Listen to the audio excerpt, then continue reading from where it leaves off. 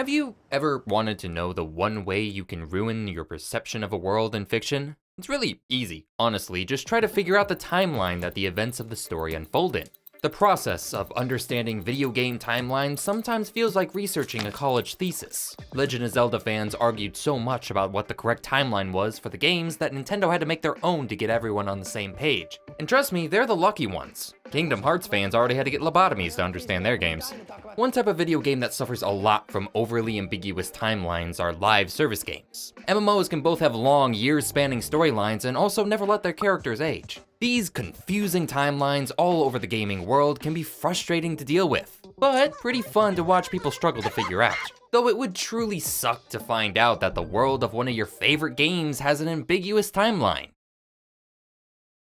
Anyways, hi, I'm MooreOver, and we're here to talk about Uninteresting Details in one of my favorite maps in Apex. In our journey to understand all the maps in Apex Legends, we have explored 3. Now it's time to hop onto the 4th, Stormpoint, a mysterious island on the planet of Gaia. Known for its volatile weather and even more volatile animal life, it is by far the wildest location found in Apex, a dense jungle that spreads across the massive mountains stood above you. This deadly island is now one of the homes of the Apex games, but Stormpoint has been inhabited and explored by the people of the Outlands at several different points in time, each with their own journey for us to explore. Today, I want to explore these stories across the map and piece them together to create a full history of Stormpoint. The first wave of settlers for the Frontier and the Outlands came directly from the IMC, and one of the largest settlements to come from that expedition was the city of Suotama, the largest city on the planet of Gaia. When I say large, I mean one of the few true megacities in the Outlands. And a city like this needs a lot of power. Strapped for ways of generating power, a solution eventually came from the nearby archipelago named New Antilia, a series of islands known for their large and violent weather patterns. Thanks to that weather, a creative solution to Suotama's power troubles had suddenly appeared. What if we could harness the energy of the island's violent storms into power? The island chosen for this new operation was a tall, mountainous island known by the settlers as Stormpoint. And that operation starts here, at the shores of Barometer. You ever see one of those small barometers in school where they talk about forecasting weather? Well, imagine that, but supersized. The barometer here on Stormpoint is the primary way that the IMC monitored the weather activity in the archipelago. Anytime a major storm was about to hit, the barometer would help inform the workers on the station of the incoming storm. You can also stand on the spinny bit and perfectly sync up with the tower. This one area of Stormpoint tells us a lot about the operation by itself. We get to see the scale of the machinery needed to monitor and withstand the storms that hit the island. All of the IMC buildings here are built out of thick concrete, made to withstand harsh winds and violent waves from the nearby shoreline. The barometer's platform itself is raised up from the beach so that it isn't covered when water level rises. And the monitoring tower is set up high above the rest to watch over the entire facility. It also looks like Godzilla's face. A fun little part of this area is that all of the concrete bridges that connect around Barometer are all named after different developers. We have Davis's Crossing, Corey's Crossing, Alex's Crossing, and Zavala's Crossing. For some reason, I think the last one has something to say about the Cabal on Mars. But this is just one of many facilities here on the island that the IMC set up. One thing well known about the IMC is that if they have an isolated island they can use to research new ways to murder Frontier militia, then by God they are gonna do it. The research done here on Stormpoint seemed to be ship research specifically, with Launchpad and Northpad both featuring platforms for new designs to take off from. Both locations feature the same platform, fingers, and command building, but they do share a difference in fortification. Northpad sits on the western shore of Stormpoint, and apparently the IMC were worried about a possible invasion from sea on this beach. They have fortified the entire area behind the launch platform. Deep trenches, bunkers, and batteries creating a defensive line from the shore. There's also these things scattered around at the edge of the water, tetrapods, which normally are used to reinforce coastal structures by limiting the amount of erosion from ocean waves. But these tetrapods aren't being used like that. Instead, they are spread across the shoreline in a format one would expect from Czech hedgehog defenses. Now you've probably connected the dots by now, but if you haven't, this is all in the style of defenses found at the beaches of Normandy during World War II. A certainly memorable design to go through, but I don't think the IMC should be taking references from one of Germany's biggest losses in the war. The weird defenses continue on up north at the primary communications array here on Stormpoint, known as the Wall, known for its giant wall. I would seriously like to know what was going on at the time of the IMC for this type of defense to be necessary. A gigantic blockade with movable cover for artillery, all to protect the facility underneath. Hell, let's add on checkpoint, which overlooks the entrance past Northpad for any invaders who get past the Normandy front line. I have no clue what they could possibly be needing all of these heavy defenses for. Oh hey, I found where Red Lobster sources their meat.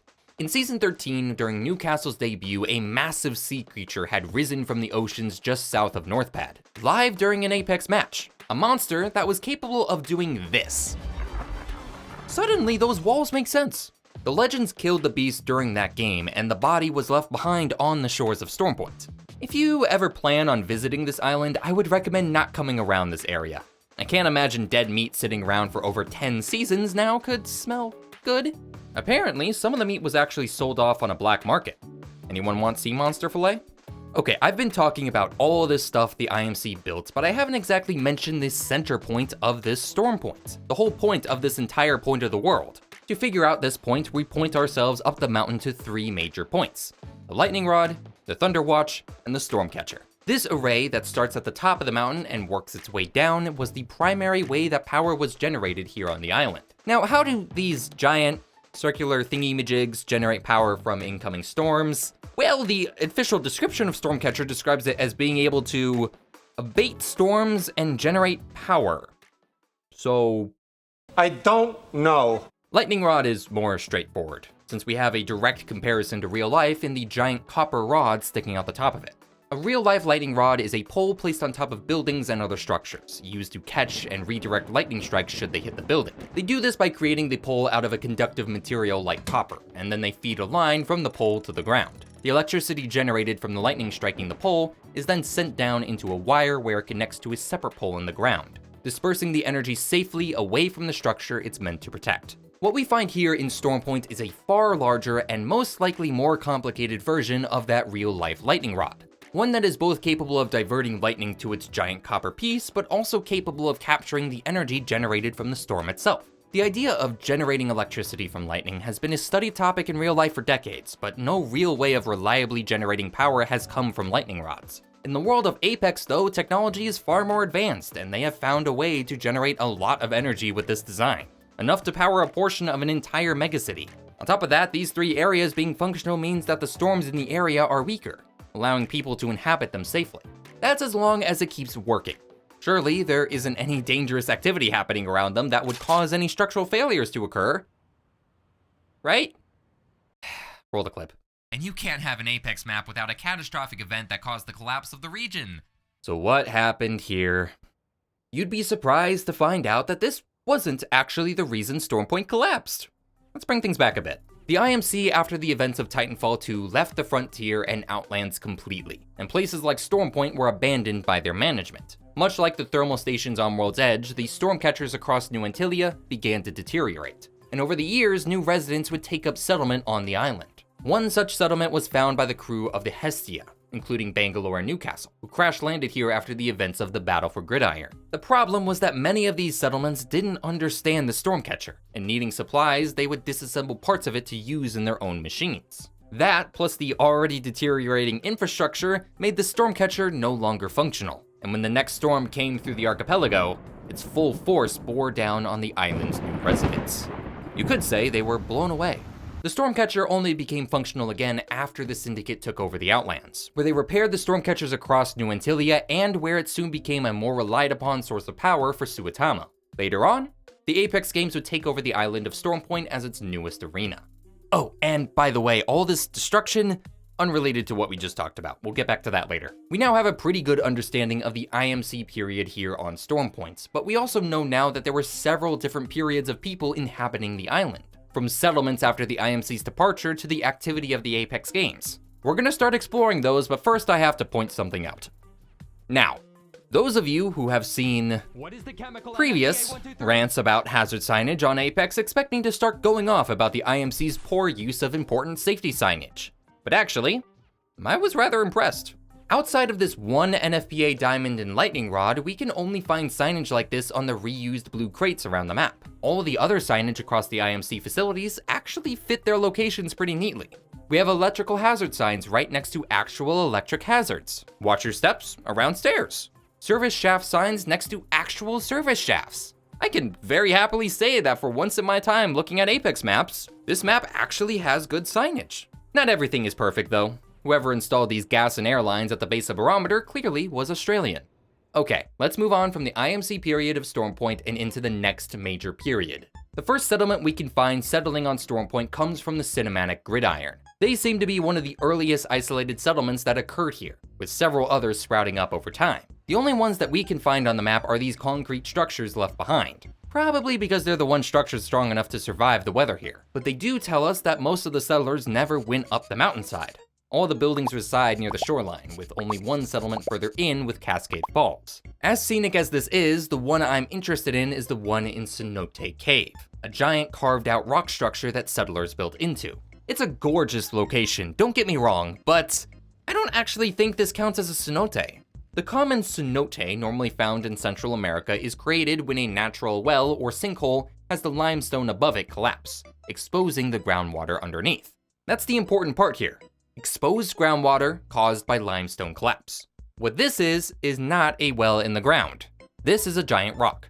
In its defense, it does have groundwater and has many of the looks of a cenote, but Cenote Cave seems to relate more to a rock formation carved out by ocean waves, with the sand floor of the formation becoming accessible in low tides.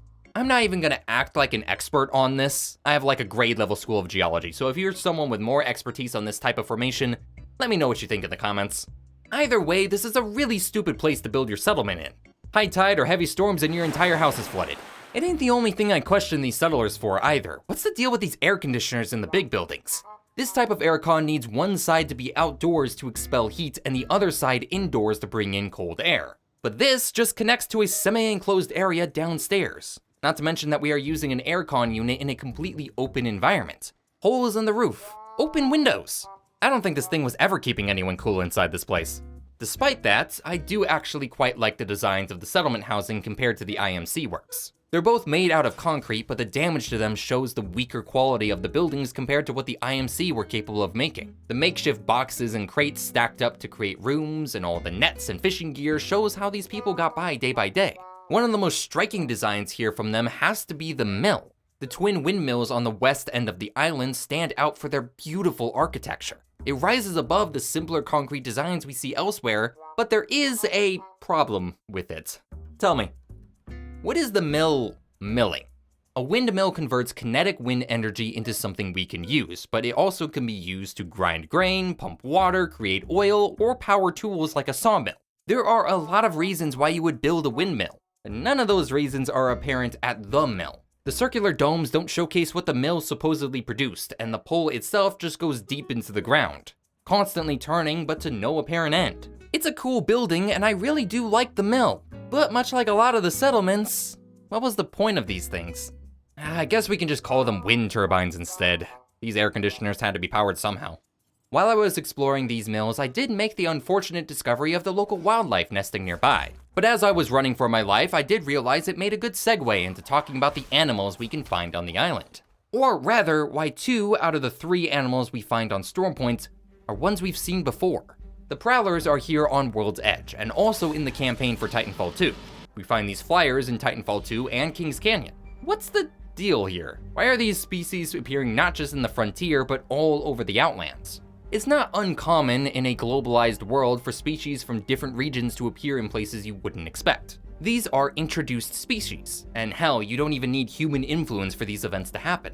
There's also invasive species, which are like introduced species but have a more direct harm to the environment they're introduced to. And when looking at the flyers and prowlers we always find in Apex and Titanfall, I'd probably argue they are an invasive species, dominating the local environment wherever they find themselves at. Whether it's the only flying creatures around Kings Canyon or all ground life around New Antilia being full of prowler dens, it's clear to me that when these animals are introduced, they take over rather aggressively. But how? How are they getting here?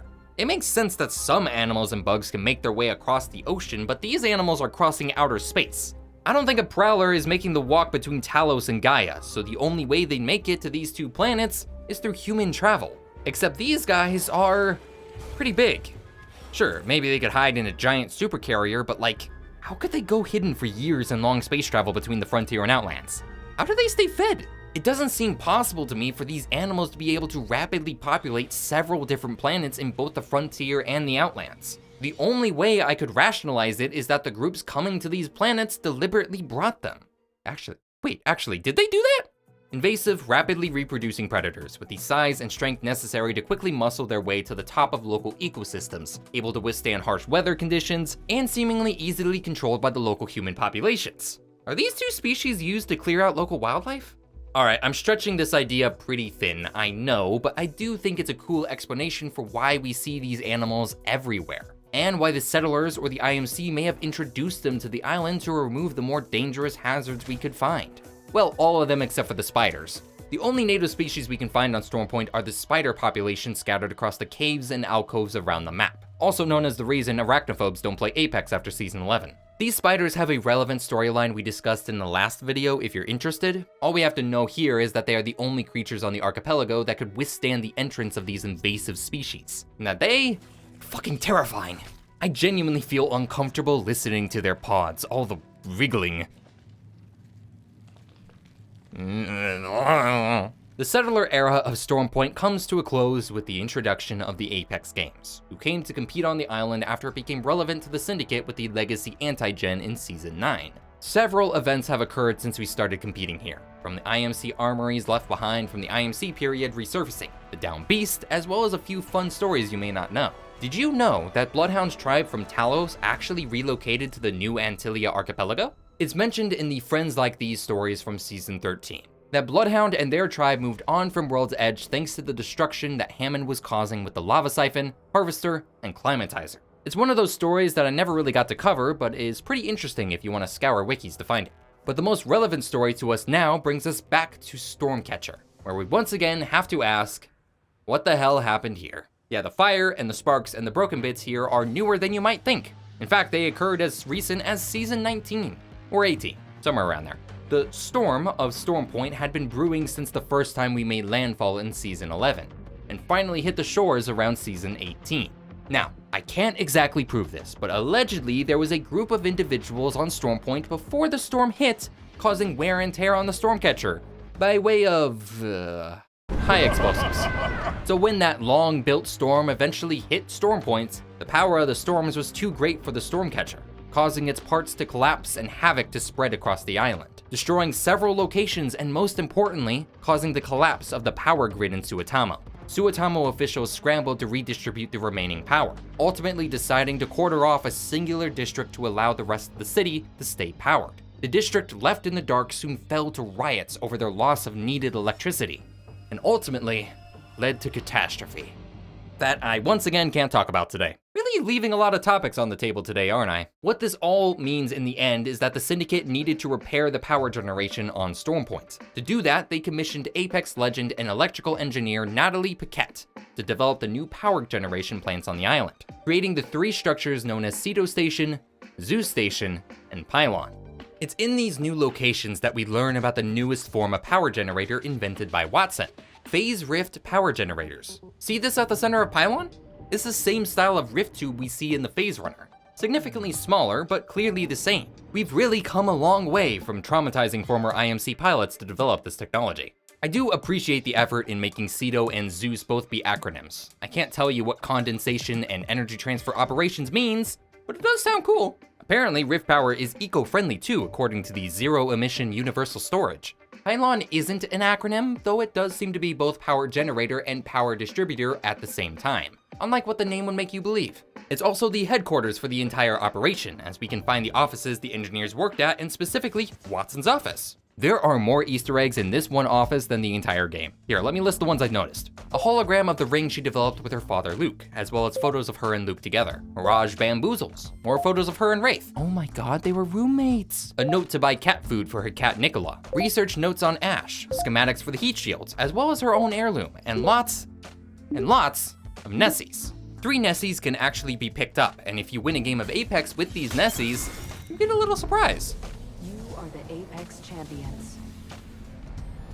I also like that all the signage on the map was written in English and French to show Watson's influence on the project. You may have also noticed in this room maps and diagrams of a rather familiar location. These were added before the release of E-District in Season 22 as a teaser. It's pretty neat to see how the new power generation specifically focused on the district affected most by the Stormcatcher collapse. But that's a story for another ow!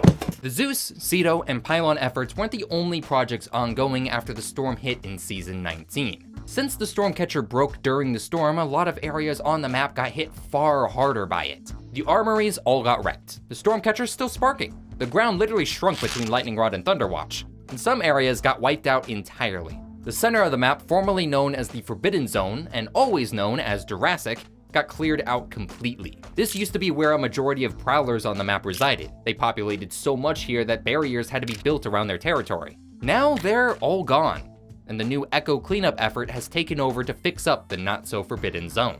Echo, or the Ecological Cleanup and Hazard Outreach Group, are the primary organizations the Apex games use to clean up any of the big messes in their arenas. The damage caused by the Leviathans, Revenant Factory explosion, and Mad Maggie's terrorist attack were all cleaned up by Echo, and now they step onto Stormpoint to clean things up here.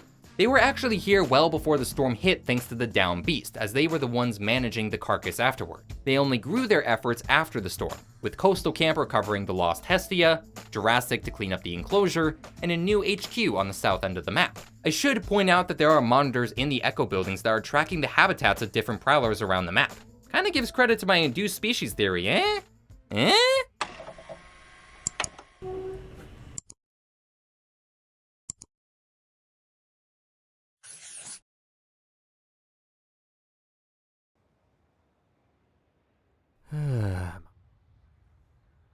There is one more cleanup effort on the map from Echo right next door to the HQ, working to clean up the coast that previously held fish farms. Fish farms. Fish farms? Wait, the fish farms. Fish farms. Who made the fish farms? You know what? I'm noticing that there are still places on the map I haven't covered, and namely haven't marked in the timeline we have here.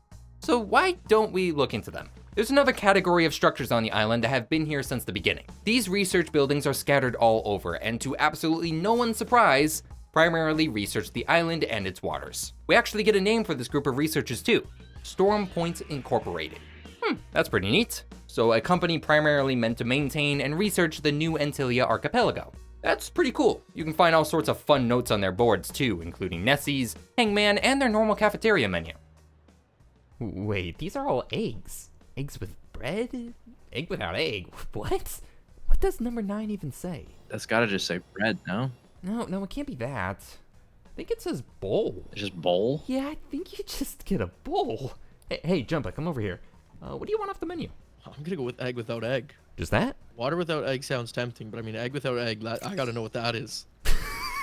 It makes sense for something like this to appear after the Syndicate took over, since they did survey the islands to find the past settlements. There used to be a research station near the former Hestia settlement, for instance. It also explains the fish farms being managed by this company. Given that they are made of weaker material than the concrete, we can assume they are newer. Quick note, it's not actually Stormpoint Incorporated running the fish farms. It's actually a company by the name of FJHN Fish Hatchery. This doesn't disprove the fact that they were working with them, but it's a little different. I gotta correct myself. You know how this goes. Moving on. But that would likely place Stormpoint Incorporated right around the Syndicate takeover. That seems to be it for that. I can't find any other references of Stormpoint Incorporated, so I guess that solves it. Wait a second. That's the company logo on Launchpad and on Northpad. Wait, that doesn't wait. Huh? Okay, so Stormpoint Incorporated are involved in the research projects of the IMC. No, they just added their branding to it when they took over. But if they did, why didn't they clean up these places up? Why are they still abandoned? That would mean that this company was founded during the IMC era and existed all the way up until now. But no, if they were managing Stormpoint this entire time, how did the Stormcatchers fall into disrepair? No, huh? Who was managing Stormpoint? The IMC have offloaded part of their management to other companies before, so it isn't implausible to have a company created to handle the day-to-day needs. But if that's the case, why don't Stormpoint Incorporated have a more permanent place on the island? One concrete box could have been spared for them, right? And none of that explains the state of the island. Everything on Stormpoint was abandoned after the IMC. You can clearly tell how decrepit some of the facilities became. Remember the Revenant Factory I mentioned earlier? Shit, I forgot the Revenant Factory. Stormpoint also has a Revenant Factory inside of it, and the portion we have access to clearly hasn't seen use in centuries. In fact, the only reason this resurfaced is because Eduardo Silva took over the factory for the Revenant Reborn project. There's a reason Kill Code's ending happens on Stormpoint. But that just goes to show that none of this was maintained after the IMC departure. If there was a company managing Stormpoint, they would have known about the mysterious settlements, known people were taking parts of the Stormcatcher for scrap, known that Suotama would have gotten a power collapse. Actually, no, that makes even less sense. Why did the city of Suotama not manage anything before the Syndicate? If the Stormcatchers make up a good part of the power infrastructure, they would have had someone maintain it. So Stormpoint Incorporated was around before the Syndicate. But then what is the deal with their buildings? Why can I find their research notes also in Zeus, Ceto, and Pylon? Why do the turbines on their buildings not turn with wind that's very clearly there? Why am I hearing footsteps when I walk nearby them? I wish I could say this was the only thing throwing me off. Either there's one other part of the map that I don't know how to mark. Tell me, what the hell are these ships? For context, the first teaser we ever got for Stormpoint was one of these pod ships landing on the map of Olympus, giving us a hint of the new area in Season 10. But that doesn't explain why these ships are all over the goddamn place. Tell me, where should these ships be placed on the timeline? Are they the pods the IMC initially landed on? Settlement expedition ships? Maybe Syndicate survey pods? Wrong, they're none of those. I can find zero branding on these pod ships. None of the monitors and machines give hints to their origins. There's little wear and tear on some of them, and others are wrecked completely. Tell me, Nessie, what is going on in this ship? You don't even find the pods in a specific region. They appear at literally every spot on the map. I can't get away from them. When did they appear? Why are they here? Why were they here? I don't know. Do you know? I hope you know, because I don't think I have a head anymore. There is no place for either of these on the timeline I have painstakingly put together. So does that mean my timeline's wrong? Hell, for all I know, these pods could be before the IMC even came here. Maybe the settlers came first and the IMC kicked them out. Maybe Suotamo didn't need the Stormcatchers at all and we're just being big babies. Maybe Stormpoint Incorporated was behind everything on the island all along. Maybe I should just fucking give up. This is Sergeant First Class Anita Williams, call sign Bangalore. Requesting forward to 75 Bravo Echo Echo Charlie Hotel. We got out. Jackie and me, and the rest of the Hestia. Order came through. Damn it. We're in unfriendly territory, but we're Williamses. We got this. I know you're all okay. You wouldn't let them take home base? Not on the Williamses' watch. And not a one of you would go down easy.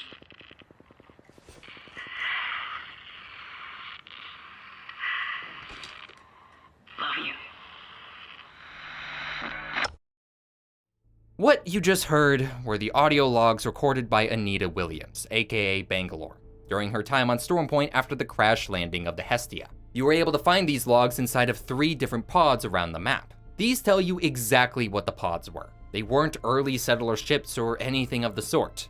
They were escape pods, used by the crew of the Hestia to survive landfall onto Gaia, where they eventually integrated into the local settlements, and eventually left on the Hestia too, at the end of the Gridiron story, leaving behind these pods for us to play in. That's it. That's the story. There wasn't a confusing timeline to figure out with these pods. They appeared right here. Why did I get so worked up then trying to find their correct place on the timeline when it was as clear as this? Well, if you try to find these audio logs today, you'll find nothing. Updates to the map removed one of the pods the audio logs resided in, and the others have had their interactions removed. So this piece of context for the pods is somewhat lost to the wiki pages. What you just watched was my journey to finding out this story. Scouring these spots for anything I could find, struggling to put the discordant pieces together, arguing with friends about what the real answer was. And it was one friend responding to my rambling that finally made me stop. Why can't they just be? I couldn't help but harken back to when I heard about people who argued over the Zelda timeline. I remember chuckling to myself and thinking how silly it was that they argued over the tiny, conflicting parts of a game series. How they broke the imaginary ties they made between them, even when an official timeline had been given. It was goofy, I thought. A waste of time. But now I wonder if someone watching this video just had that same thought about me. All this timeline shenanigans was largely pointless. One had an answer that I didn't find initially, and the other, does it really matter if Stormpoint Incorporated came before or after the Syndicate? It doesn't make the map worse or the stories they meant to tell less interesting. All it really did was send me down a bit of a rabbit hole. Same one I laughed at people for before. Half of this video was me practically spitballing headcanons about random stuff I found on the map. I can't really tell you why this wall was here, or why they made the mountain into a big command center, or why the initiative names make no sense. They just are what they were meant to be, and that's okay. Because I spent so long talking about this timeline, I haven't really gotten the chance to showcase how beautiful the map really is. The dev team always wanted to make a tropical island setting even before Apex released, and this is a perfect version of that idea. Walking around the map alone is one of the most comfortable experiences I've had in Apex, minus the spiders. Walking near the river south of Cascade Falls, following the shoreline around Barometer, climbing the mountainside towards Lightning Rod, or driving down the highway straight back to the bottom. It's a gorgeous map, and you don't need any stories or timelines to enjoy it. So, did I waste my time putting this timeline together? A little bit, but I also have come out of this with a newfound appreciation of a group I once took for granted. As crazy as I became for a bit there, I had fun putting together all the fun details on this map. And hey, maybe there's more I missed like that audio log. Maybe if you stepped onto the shores of Stormpoint, you would find something that fascinates you just as much as this has fascinated me. Or you can just be entertained by my rambling. I don't know. I think that's gonna be it for Stormpoint from me. For now, I think I'm gonna jump into this rabbit hole next. So, guess I'll see you next time.